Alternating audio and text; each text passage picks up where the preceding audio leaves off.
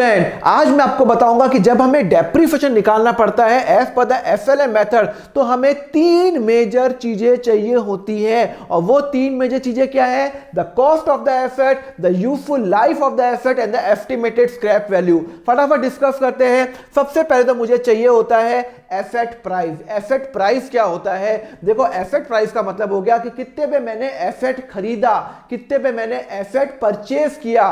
तो इसके अंदर कौन कौन से खर्चे इंक्लूड होंगे, चलो देखते हैं। It include all the expense which are required to bring the asset into the working condition, for example installation and the जो अपना ट्रांसपोर्टेशन खर्चा। मैं एग्जांपल देता हूं। सपोज करो मैंने एक लैपटॉप खरीदा मस्त 45,000 रुपीज का।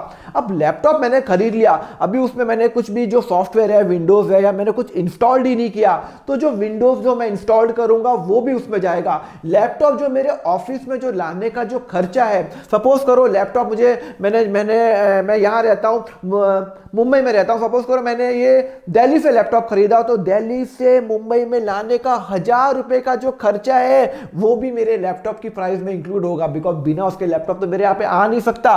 तो जो भी ट्रांसपोर्ट का खर्चा होगा वो भी इंक्लूड होगा, और जो भी इंस्टॉलेशन में लैपटॉप में इंस्टॉलेशन, सॉफ्टवेयर इंस्टॉल करने हैं, पीडीएफ, वर्ड एक्सेट्रा, तो वो जो सारे खर्चे वो सब मेरे लैपटॉप के अंदर जाएंगे। और टोटल जो लैपटॉप का जो खर्चा होगा, जो मैं डेप्रिसिएशन निकालूंगा, वो मेरा इंक्लूडिंग ऑल द खर्चा होगा। तो सपोज करो अगर मान लो मैंने कोई मशीनरी खरीदी, तो मशीनरी खरीदने का, सपोज करो मैंने 1 लाख की मशीनरी खरीदी, तो 1 लाख की मशीनरी मेरी कॉस्ट हो गई। फिर मशीनरी मेरी फैक्ट्री तक लाने के खर्चे हो गए 5,000 रुपए, तो वो 5,000 रुपए भी इंक्लूड करूंगा।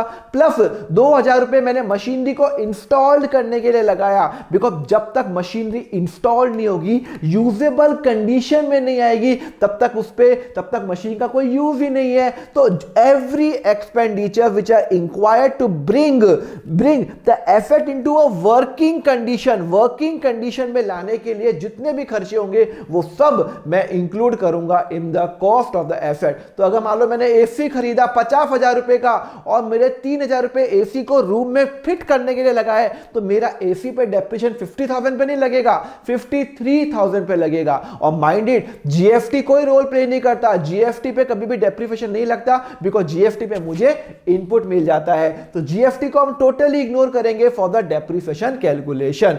सेकंड है estimated useful life of the asset. Asset कितने साल में यूज करने वाला हूं। इंपॉर्टेंट ये नहीं है कि कितने साल वो एसेट चलेगा, मैं कितने साल वो एसेट यूज करने वाला हूं। तो अगर सपोज करो मैंने लैपटॉप खरीदा, मुझे लगाया मैं इसको 5 साल तक यूज करूंगा, 5 साल के बाद मुझे इस लैपटॉप की कोई जरूरत नहीं पड़ेगी, मैं नया लैपटॉप खरीदूंगा, because technology keep on changing. तो मुझे लग रहा है I am as a businessman 5 साल तक यूज करूंगा, मैंने एजम्पशन लिया, तो वो मेरा useful life of the asset होगा। वो एक्चुअल लाइफ नहीं होती, लैपटॉप तो 10 साल भी चल सकता है, पर मेरे लिए वो यूजफुल सिर्फ 5 साल के लिए है। तो जब आप डेप्रिसिएशन कैलकुलेट करो एफएलएम मेथड से, तो ध्यान रखना आपको वो वाली लाइफ लेनी है जितने साल आपका इंटेंशन है यूज करने के लिए। तो estimated useful life of asset, तो मैंने अगर लैपटॉप खरीदा, मुझे लगता है वो 4 साल चलेगा, तो वो 4 साल उसकी यूजफुल लाइफ हो गई। लैपटॉप तो 10 साल भी चल सकता है, पर मैं 4 साल यूज करूंगा, उसके बाद बेच दूंगा,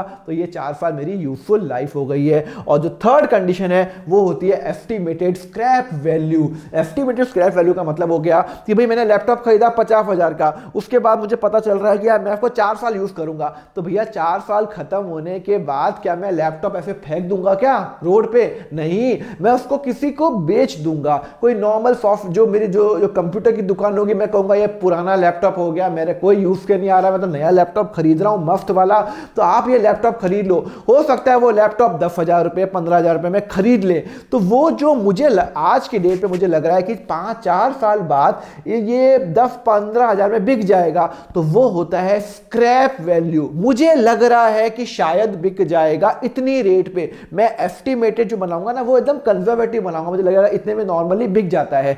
तो आपका हर एक एसेट का एस्टिमेटेड स्क्रैप वैल्यू भी होता है। तो मुझे लग रहा है 5 साल बाद, 4 साल बाद ये जो कंप्यूटर है, 50,000 का आज कंप्यूटर लिया, टेक्नोलॉजी कीप ऑन चेंजिंग, तो ये 6,000 में बिक जाएगा आराम से। तो 6,000 रुपये मेरी स्क्रैप वैल्यू हो गई है। क्लियर है?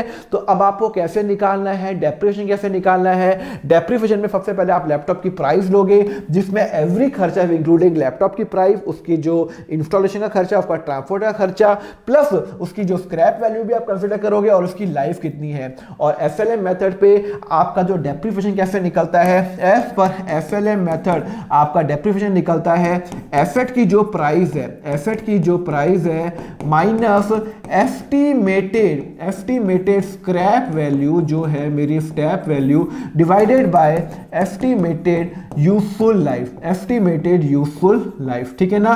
तो मेरी एस्टिमेटेड स्क्रैप, मेरी कितनी वैल्यू है, मैंने कितने खरीदा लैपटॉप, 50,000 का, मेरी स्क्रैप वैल्यू कितनी है, 6,000 रुपए, और यूजफुल लाइफ कितनी है, 4 साल रुपए। तो 44,000 divided by 4 is equal to 11,000 रुपए।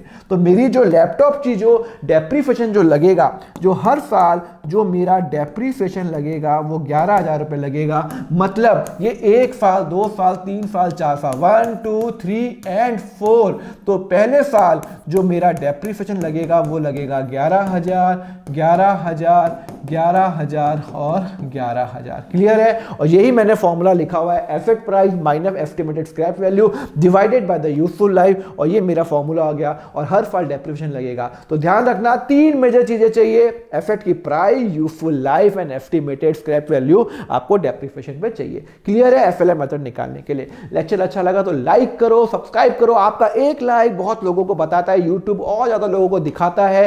तो आपका बस मुझे यही सपोर्ट चाहिए। सब्सक्राइब तो कर लेना for more such awesome video. Account for the group, Telegram channel join कर लेना, account for the app download कर लो, and do subscribe if you like my lecture. Thank you very much, have a nice day.